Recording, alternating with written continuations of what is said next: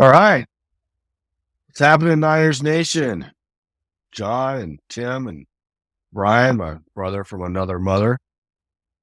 Let's talk some Niners. If you got a chance, leave a review, give us a like, subscribe. But hey, how are we feeling today, Zim? How are we feeling? I think we are officially in what you and I have discussed. We are in the sports wasteland. Yeah. We have absolutely nothing until August when we're all going to get excited about preseason football. And then realize preseason football is actually not isn't really all that good, but it holds us over just enough. Just enough. Brian, how are you doing today? So baseball doesn't cover your interest, Tim? At this point, it's on in the background, but what is there to get excited about? There's the All-Star game. Okay, I'll watch that, but we're not in any key pennant races right now. Yeah, it's just... I get it. After the NBA Finals, as we've discussed in the past, we all start...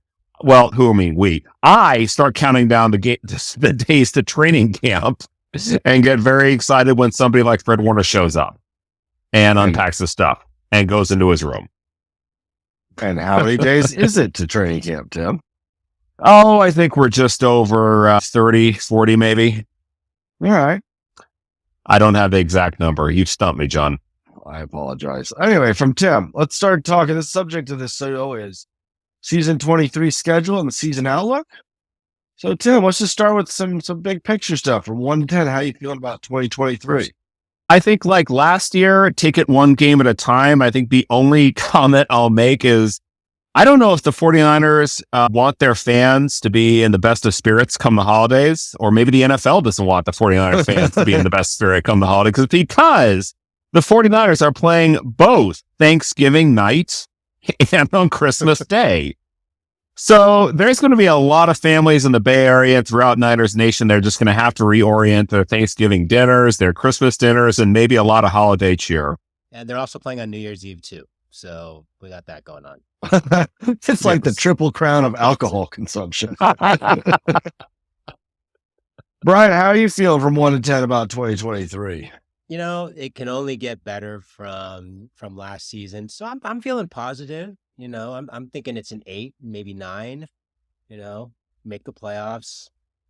Could we be a Super Bowl contender? Yeah, most definitely. But are we going to win it? I don't know. We'll see. But I'm feeling good. Positive. I'm feeling 8-ish. Yeah, I'm feeling 8. I feel really positive. There's just a lot of returning guys. There's some rookies I really want to see. There's some guys, you know, who are going to step up, I think, in their second year. We'll see how Brock Purdy does, but I'm feeling pretty good. So we'll see. Well, let's start talking 2023 season. We'll go through the games as we do. Our first game up, which is always for me one of my more nerve-wracking games, just because we really never know how these teams are going to be. It's against the Pittsburgh Steelers, and last year we had the debacle in Chicago. The year before that, we almost gave away a 28-point lead in Detroit. With Pittsburgh, Mike Tomlin's always got a good team going. You're going to have a solid D. It's away. But they're 9-8. You know, I think this is going to be a tough one. We'll see what happens with the Niners, but I hate the opening week. It's just really tough. You know, like everybody seems a little out of sync. It's just not ready yet. It's like preseason 2.0. I think the opening game for me is a little more exciting. I don't think I'm as despondent as you are, John, but I do share your memories of the monsoon in Chicago, the almost debacle in Detroit. And like you said, the Pittsburgh Steelers, they're a well-run organization. They're always going to be, I know that last year was an off year for them with Roethlisberger being out for the first time, or retiring rather. So yeah, but at the same time, it's something to get excited about. And the only thing that always worries me and worries me every year about the 49ers is injuries, which is why I think every Niners fan holds their breath in training camp. Every Niners fan holds their breath during preseason. It's like wrap the team in bubble tape. We don't need any more injuries, injury-filled drama. We've had our share these past several seasons. Yeah, who's their starting quarterback? Is it Pickett or is it this new guy? It's Kenny Pickett. Yeah. Okay. He's a second-year player who might be pretty decent. I mean, Pittsburgh doesn't have a ginormous offense, but they're going to. Mike Tomlin just doesn't coach a bad football team. No, he doesn't. So then we get into, and this schedule's a little strange. We get into the Rams. We go from Pittsburgh to LA, and LA was 5-12 last year. But let's be honest, John, that is Levi Stadium South. So let's throw that up as a home game. Okay, Brian, you've been to SoFi Levi South. Is it Levi's 2.0? Is it Levi's 2.0? Levi South? Well, it was for the NFC Championship game 21, 22. So yes, it was. It's, they attract a lot of, I think it's going to be just like Vegas. They attract a lot of people from out of town who go there. They didn't have a football team for a number of years. So they have a lot of people from LA who either became Raiders fans or Niners fans or remained as Rams. But yeah, I mean, when I went into the NFC Championship game, I'd say 60% of the crowd, 70% of the crowd was Niners. My favorite part of the NFC Championship, just prior to the NFC, of course, the Rams beat the 49ers, was the Rams quarterback wife pleading with Rams fans, please do not sell your tickets to 49ers fans. So I think when you have to do that, you have a little bit of a team that is really struggling to get a following in Los Angeles.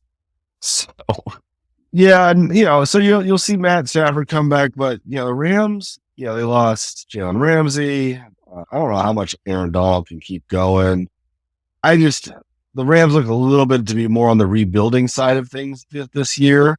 Kyle's kind of had Sean McVay's number for a while, so this is not a game I'm feeling too stressful about, just because of the past history. Their offense is normally just Cooper Kupp, so as long as you can contain Cooper Kupp and then watch the running game, they'll be pretty good. I mean, or at least slow them down. Yeah. So then we go home for our home opener against the New York Giants. It's I think it's the first Sunday night game that we have. And Thursday night. Oh, well, my apologies. Thursday night game. So it's a quick turnaround, but the Giants have to come much farther than the Niners do coming up from LA. Yeah, the Giants had a decent year last year. Definitely overperformed. They were the 6th seed or 9-7. In a decent division. But it's with their quarterback, Daniel Jones, you just kind of wonder how high up that guy can really get. And of course, they have the Saquon Barkley issue. But I think a quick turnaround here, it's just really rough on the Giants, really, for them to get going. So I think this is a pretty good start here for the Niners, facing the Giants. Tim?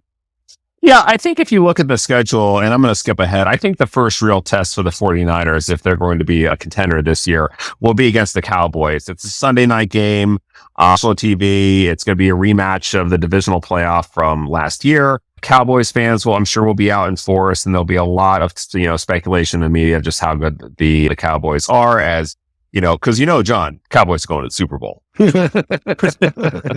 Always. So we'll pay attention to what Stephen A. Smith from ESPN says prior to the game, but that'll be the first, I think, true test, because you're coming at that point, you're in early October, teams start to emerge, players start to emerge. So I think at that point, you will get a good feeling as to whether the Niners are really going to make a run for the Super Bowl. Yeah. Just one thing on the Giants, though. Their week 2 game is they're going to be in Phoenix playing the Arizona Cardinals. So they're probably going to stick around in the area. And then hopefully, and I'm assuming they're going to come over there. They're playing the Dallas Cowboys on opening day. That's their opening day match. So they're going to be all fired up for that in an NFC East matchup. But I think, they should be, and the Niners should win their home opener against the Giants, no doubt. Any thoughts on the Cowboys game? I mean, I think it'll be just like the playoffs. We'll have their number. So no, I don't see ourselves to be concerned in any way. Dak Prescott's always decent. He's always pretty good. So, he'll probably put up something, but I think our defense will find a way and our offense should pick it up too. Yeah. The only thing I see with the Cowboys is just the revenge kind of game. We took them out of the playoffs twice. Yeah, twice. Exactly. So if I mean, yes, there's the revenge factor, but they also had a chance to do that last year. So Yeah, no, I know, but I mean, maybe third time's a charm. Anyway, third time could be the charm. Yeah, I understand. But you know, there's nothing like a sad Cowboys fan. By the way, who's sorry now? Cool, and then we head off to Cleveland. Oh, wait, Rock you and roll skipped capital. 4 against the Cardinals. Do you have any issues, any concerns with that one? They're playing at home against Arizona. No. Well, brand new coach. We'll see what Kyler Murray, if Kyler Murray emerges as a player I thought he was going to be. And mobile quarterbacks are always a problem for the 49ers to contain. I mean, Russell Wilson, of course, drove us crazy. Kyler Murray, Patrick Mahomes, anytime you have a mobile quarterback, they can just extend plays. And that's a problem for any team, but it has always been a problem for the 49ers, it seems. He tore his ACL, Yeah. so, who knows how he's going to look. Yeah, I don't think the Cardinals are going to be very good this year. Just because, like you said, torn ACL, they lost D-Hop, new coach, Kyler Murray coming off that ACL. I don't think they're going to be very good, but you never know. I mean, they weren't supposed to be very good with the Colt McCoys, and they ended up boat racing the Niners. And we'll see. And just for the record, John, you really can't blame John for skipping ahead. I was the one who skipped ahead. I got excited about talking about the Cowboys game. So, Are you guys blame me. Are you guys going to prognosticate wins and losses here on this? No, Okay. we do not do predictions. That's one thing to all of our listeners. We don't do predictions. They're just bad. Are the work they're of just the bad. devil. Yeah, they're bad luck. We're going to leave it with that. So All anyway, back on subject. So yeah, then we head off to Cleveland, and the Browns are an enigma wrapped in a riddle because Deshaun Watson looked positively awful last year, but Deshaun Watson before that was amazing. So the Browns. I just don't think the Browns are going to be very good. I don't see Watson getting back his form. I think this is going to be one of those things the Niners just kind of roll in, take care of business. Yeah. And then they actually, I think the Vikings might actually be yet another test. We also have to throw in another obvious thing about Cleveland. It's Cleveland. Yeah. It's one of the most cursed sports cities on the planet, if not the most cursed city on the planet. The drive, the fumble, Red Right 88. Cleveland moving. Yeah. Michael Jordan hitting the game winner, that jump shot against the Cavs, the 88 NBA playoffs. The list goes on and on. Yeah, exactly. Do you ever think the people who built the Rock and Roll Hall of Fame ever scratch their heads and go, maybe we got this one wrong? No, because they keep charging people to visit. Oh, I shouldn't say too much about Cleveland. We do have family there, so. But I don't think you can argue with the fact they're cursed. I'm on record saying that. Well, you can see from my Steph Curry stuff back here. I got the 2016 NBA Finals on my mind, so they got that one. They slipped that one in, but yeah, you're right, Tim. They did blow the 2016 World Series. The Cleveland Indians did, so that happened. The 2016 NBA Finals, I think you mean. No, the Cleveland Indians blew I was talking about the finals first, and then excuse me. Okay. The Indians they had a 3-1 lead also. Also true. Yeah, So, also yeah, true. they blew Also that true. one. I stand corrected. Yep. Well, let's just agree that it's hard to be a Cleveland fan. So, I mean, there are like 50-year-old men who haven't seen an AFC, like a champion of anything other than the Cavs. The Cavs. They got the Cavs. Yeah. Yeah. Every now and then God says, here, have one. When was the last time the Browns won a football game? Was it back in the 80s? Won a football game? No, I'm sorry. Okay, yeah, we said they're cursed. We didn't say that. Yeah, play. Oh, I don't know the last time they won a playoff game. I think Jim Brown was on it. A playoff game? No, it's more recent than that. No, Playoffs game.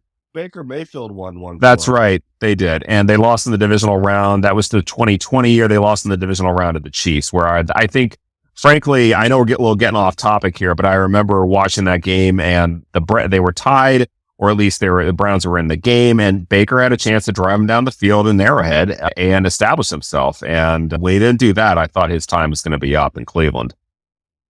Well, now he's in Tampa Bay. So yes, there you go. Yeah, some shoes to fill there for a certain quarterback. Yeah. But then they travel north and they're playing the Vikings, which is actually a stadium I've always wanted to go to because it just looks really cool. But we'll have Kirk Cousins, who obviously Kyle Shanahan really liked for a long time, coveted. And certain media also thought was eventually going to be on the 49ers, but we won't say the name. Fuck you, Jim Kawakami. But Brian, what are you thinking about the Vikings? I mean, they won the NFC North last year.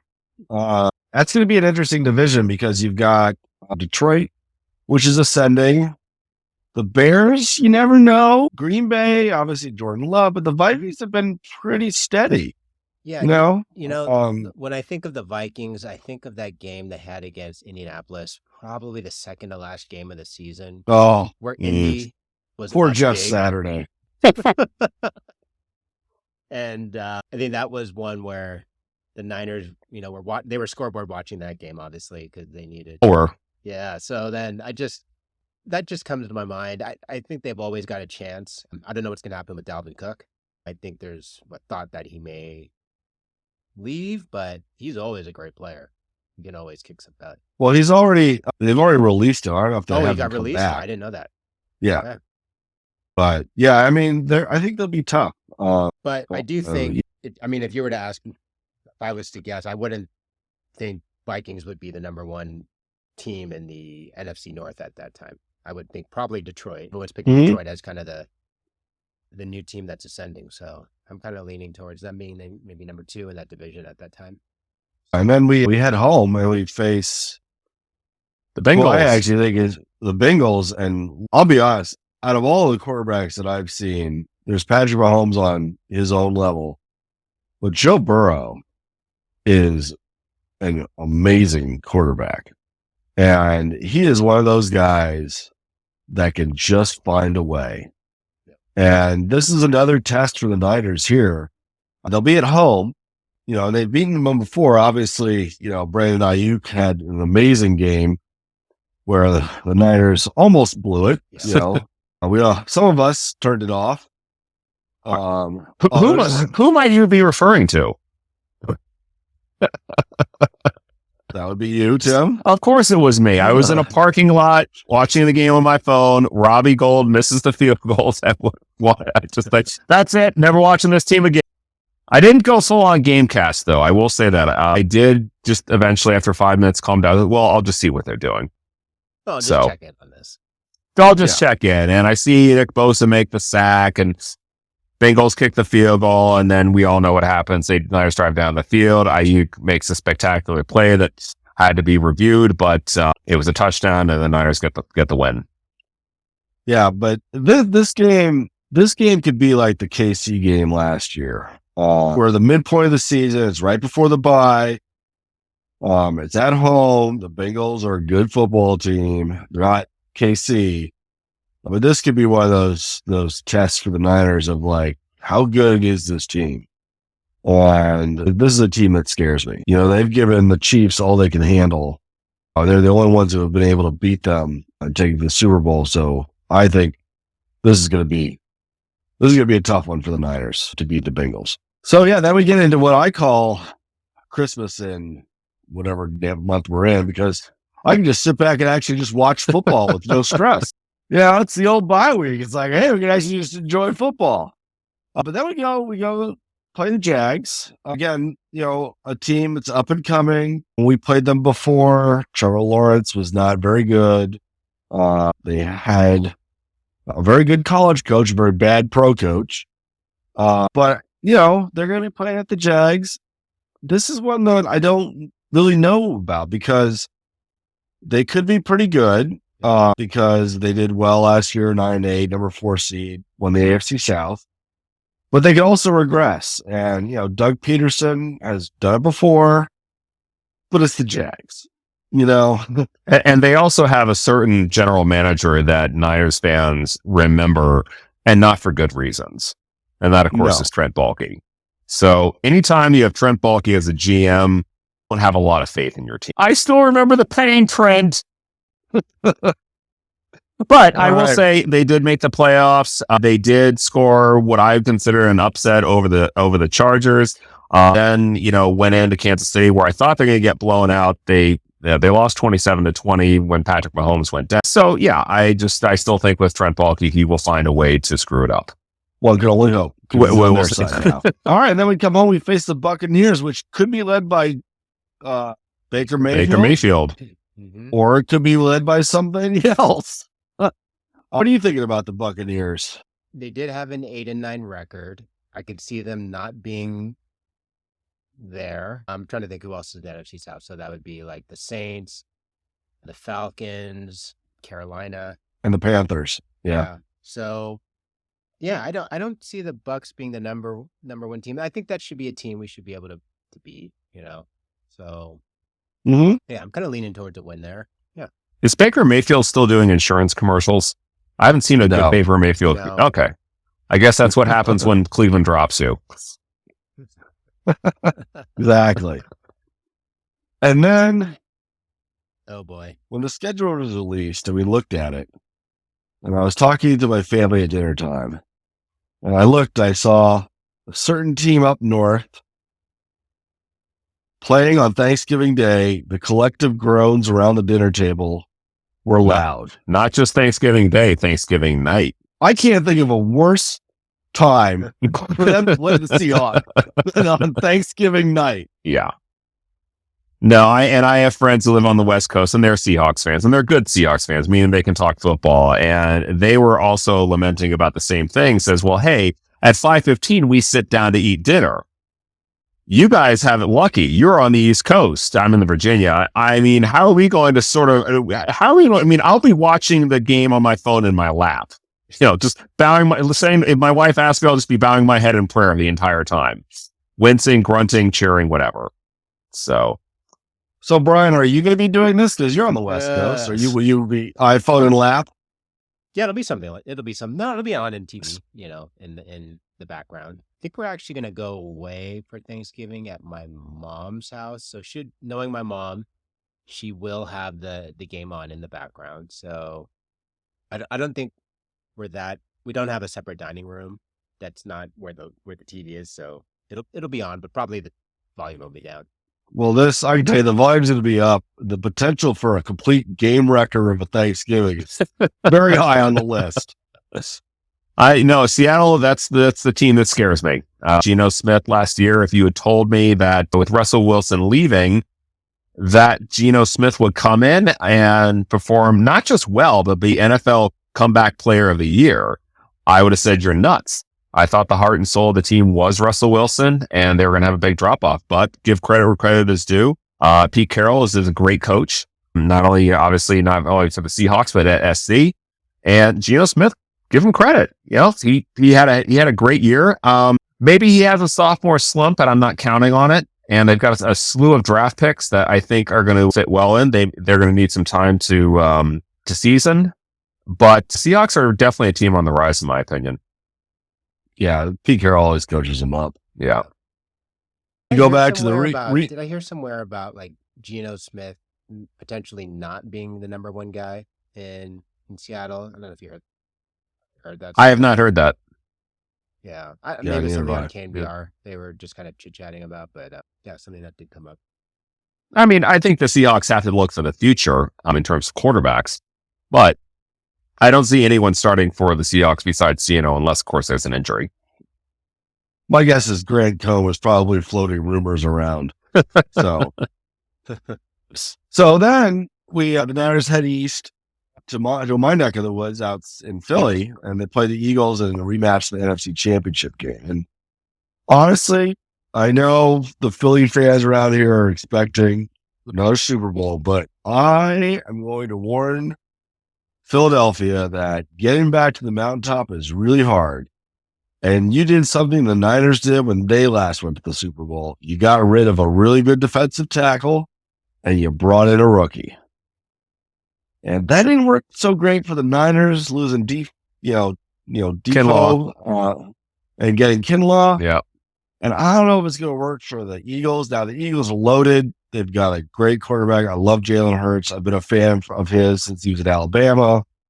AJ Brown, I watched him when he was at the Titans against the Niners. He's electric. But man, getting back to the mountaintop is tough. So I do not think the Eagles are going to be as good as they were last year. I think you'll see a little bit of a slide there. I think the Niners are going to come in pretty fired up. As you've seen, now we're starting to get into the last quarter of the season. And Kyle Shanahan, the last 3 years, has done a really good job of getting these guys to start to peak towards the end of the season. And this is when I think you'll see the Niners really start to roll. And they're going to have a long week coming off of Seattle, and that's going to be a tough game. But I think the Niners are going to have a little revenge game here against the Eagles. No, I was going to say, no doubt they'll be fired up for it. I think it's going to be another key game. But here's the thing with the Eagles. This will be a tough one for the 49ers to win. It is in Philly. It's a tough place to play. Hurts, again, mobile quarterback. He can just make things happen. The 49ers, actually, if you look at the defensive stats in the NFC Championship game, really did hold Philly about as well as I thought they could have, despite having no offense, no quarterback. But I don't know. I see the Eagles pulling this one out, but I don't think it's a deal breaker for the Niners by any stretch of the means. I think the Niners, if they are making a run, can't afford to potentially lose this game and still rebound by the end of the season and put themselves in position for at least a 1 or a 2 seed. Yeah, this might actually be it could be. I'm predicting that they're going to be that good, but logically, you could say it might be a battle between who's going to get the 1 seed. Yeah. And we cut off Brian, so we got to go to him. Yeah, I do think it is going to, that is probably a game most of the Niners are probably circling. They want this one back. They want to run it back. And considering the way things ended last year, I do think that they're going to be really focused on this game. All players, CMC, Debo, Purdy, they're all going to be fired up for this one. And I do also think, John, as you were about a slide, I do think that's going to happen for the Eagles. To what degree? I'm not sure. But you're right. It is hard to maintain and sustain. The only one I think has been able to do that over these last couple of years is KC. Yeah. Yeah. So. Well, then we get to what is kind of the end of this juggernaut of the games, which is another game back at home against the Seahawks. Which again, it's going to be a tough one. Seahawks always play the Niners tough. And I think depending on what happens on Thanksgiving Day, could be a revenge game for either team. Well, it's a divisional game. At this point, you're probably fighting for the division crown. So the 3 of the last 5 games are divisional opponents. So it'll be a typical Seahawks 49ers. They know each other very well. That's what you get when you play in the same division. You've played each other for so many years. So I expect a battle. Yeah, let's give over the Cardinals. We don't really feel like giving the Cardinals very much love today. And let's talk Ravens. Now, Christmas Day. The Ravens? Christmas Day. Christmas Day. Christmas night. Another meal that we have to work around. It really is the triple crown of holiday Niners.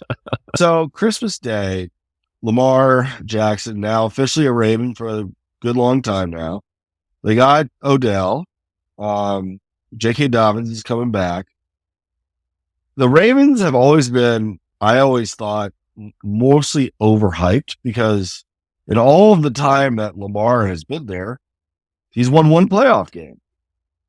Now, Lamar is watching Tecmo Bowl 2.0 or Madden 3.0 when he plays football. He's amazing. So what's really going to be interesting this year with the Ravens is their new offensive coordinator and how he's going to utilize Lamar, maybe similar to how the Eagles use Jalen Hurts, because if Lamar starts to be able to pick you apart and open up the middle and then use his legs, that's going to be a dangerous football team. Thoughts? Yeah, I agree. Again, national TV audience, Christmas night. Niners have trouble with mobile quarterbacks, and Lamar, presents that challenge. Oh, I was just thinking. I'm just thinking back to that game. I think it might have been the 2019 season. We were playing the Cardinals, the Ravens, and Lamar just picked us apart at the end. And, I remember the 49ers had a chance. The 49ers went for it on they had a last possession. The 49ers had a chance to potentially win the game.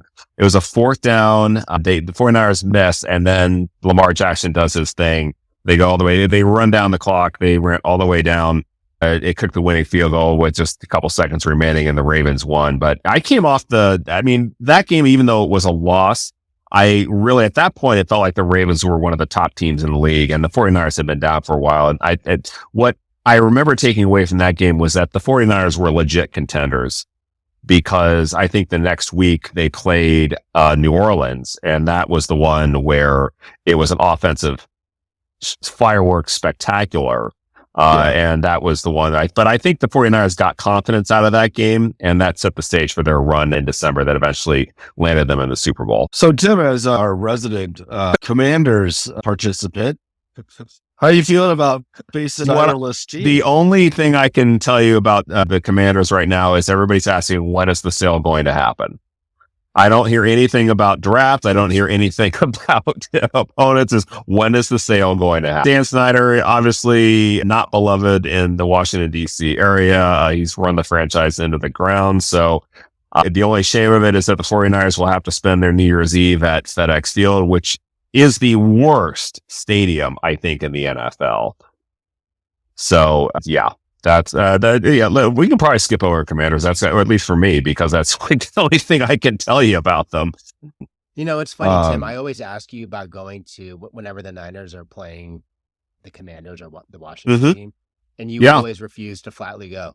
And obviously you've told me why, but I didn't know the disdain or like how crappy that place was. Yeah, it literally there's it's a horrible place to get to. It's right on the Beltway. There's only a couple ways to get in and out of the stadium. The traffic is terrible. The stadium literally is falling apart, and it's just, then you have this owner who is driven the franchise into the ground. So there's nothing enjoyable about going to FedEx Field, and I mean nothing. On that, I've had my Commanders rant. Go ahead, John. And then we end the season. Last game of the season is at home, facing the Rams. Who knows at this point where the Niners will be? We've kind of talked about the Rams already, just kind of be rebuilding. So I think it's just one of these that could be the Niners are locked up and everybody's kind of like just not getting hurt. Or it could be the Niners got to win this one to get the number one seed or make the playoffs. I mean, you never know.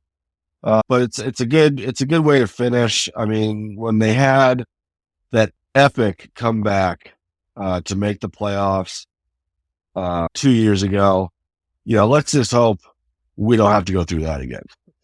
Yeah. All right. So that's a pretty good look at a 2023 schedule. So there's some good stuff on the schedule. For me, honestly, football on Christmas is awesome. I'm no longer 9 years old.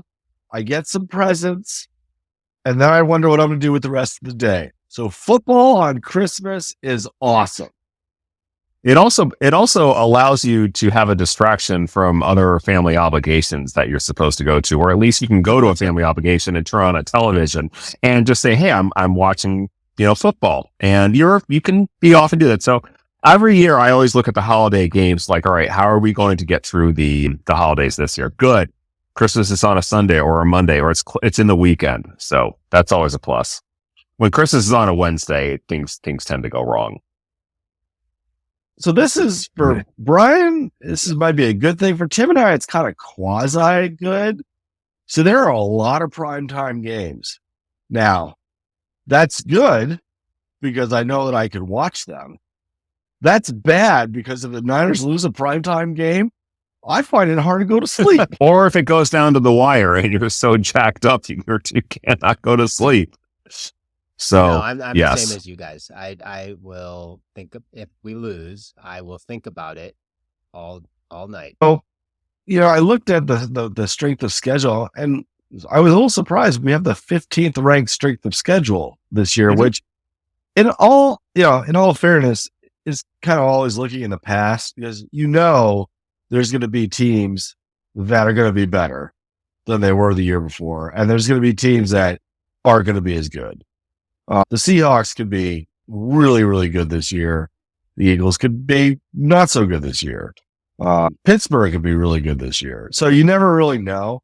But I thought, that fact that we were, the number 2, that we actually got the 15th ranked strength of schedule was pretty good. We'll see. I mean, what has tripped up, as I said before, what has tripped the Niners up in the past has been injuries. I mean, last year we literally ran out of quarterbacks at the end of the year. And before that, I mean, Jimmy G had gotten hurt, but continued to play. But yeah, can they stay healthy? I think that will be the biggest question. Yeah. So then we got to go on to bad shit. And honestly, I think Thanksgiving is completely ruined. Unless they win. Well, yeah, but the lead up to the game, it's at 8:30. Yeah. So I get to spend all of Thanksgiving going, how do you think the Niners going to do it? Jim will be with me because he always comes for Thanksgiving. And it'll just be a stress fest. You have another glass of wine, sure, I'll have another glass of wine. You want another glass of wine? Sure, I'll have another glass of wine. And it's just going to be stress fest the entire time. Well, it's you also be wife's family will be. You also be full of food. Crazy, yeah.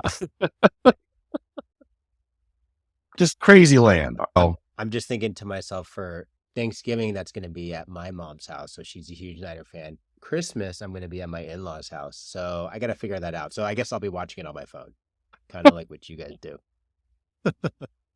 Maybe I'll put on Gamecast. I don't know. So, well, hey, if they win and it's on Gamecast, you're gonna have to watch it on Gamecast. It's only weird if it doesn't work. Yeah. I thought it was interesting, and this could be an NFL thing that you guys might know that I don't, is that the division games are really late in the schedule. Well, the NFL did institute a scheduling requirement a few years ago that the last game of any season will be against a division opponent. That's been in the works for some time. So it doesn't surprise me. So last year we finished up with the Cardinals. This year we're finishing up with the Rams. Makes sense.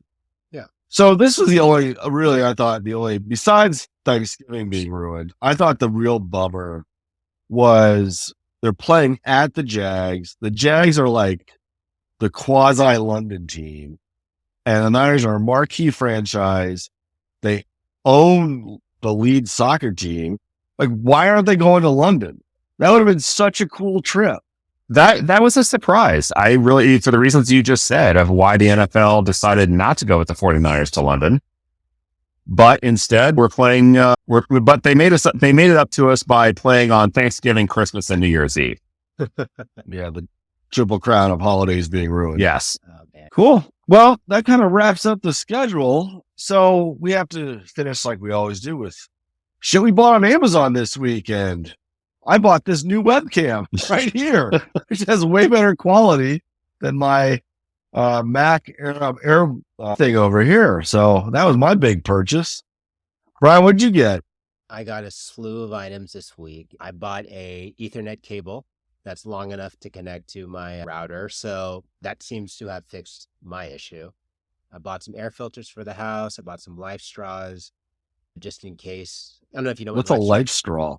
So, like if you happen to be camping and then you need to drink some water, a life straw is a device that purifies like even a stream, like you can drink out of a stream and you can drink that water. So I kind of figured something for the emergency kit.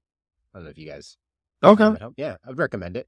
Well, if we see you like face down in the ditch with a straw, go a little worried about you. It really works. The Gatorade station's like down the trail a bit. Oh man. Yeah. And wait, what else did I buy? And I bought headphones for my daughter for her iPad. Yeah, and that appears to be it. I did spend a lot this week with Amazon. So yeah, that's a big Amazon week. It was a big week. All right, Tim, last week you had really the most interesting order, which was floss and oatmeal. What did we get this week? Well, I didn't want to stop with the floss trend, John. So I did buy some Oral-B Precision Clean Replacement Rechargeable Toothbrush heads for my electric toothbrush. So we're keeping the teeth theme going. Good job. Outstanding. Outstanding. And I also, let's see, what the other thing was on the list, sauce scrub. With you don't use those on your teeth. Just no, but they do come. It is soft scrub with bleach. So, oh, well, there I go. Exactly. Like the Your stovetop smile cleaner? is just shining. It's a cleaning product, guys. Cleaning product. Is that the one for Cool. your stove? Am I thinking that one? It's for your bathroom. It's for your shower. It's for your, yeah. Hmm. All right, guys. Well, that wraps up the 2023 season outlook and schedule review. Yeah, I think the Niners have a pretty decent schedule. I know Tim and I are thinking about going to the Pittsburgh game, which is about 4 hours away for both of us, and we're definitely going to the Cardinals game. Brian, do you have any games that you're looking at going to? Yeah, probably gonna go to probably not that New York Giants game, but maybe the Arizona Cardinals game, the first one, the second game of the second game at home, and then maybe I'm trying to look at the schedule.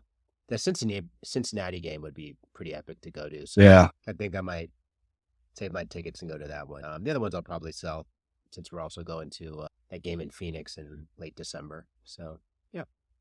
So, Tim, now that Daniel Snyder's not the owner, will you go to the Commanders game on New Year's Eve? No.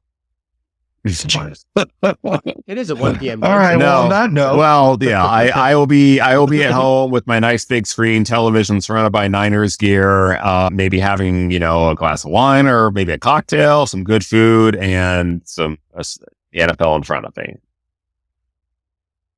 well, on that note, it's time to sign off. Next year, we're going to be looking at the 2023 offense and looking players that we want to watch out for. And on that note, Tim, Niners. Ryan. Niners. There you go. All right. We're out. Later, Niners Nation.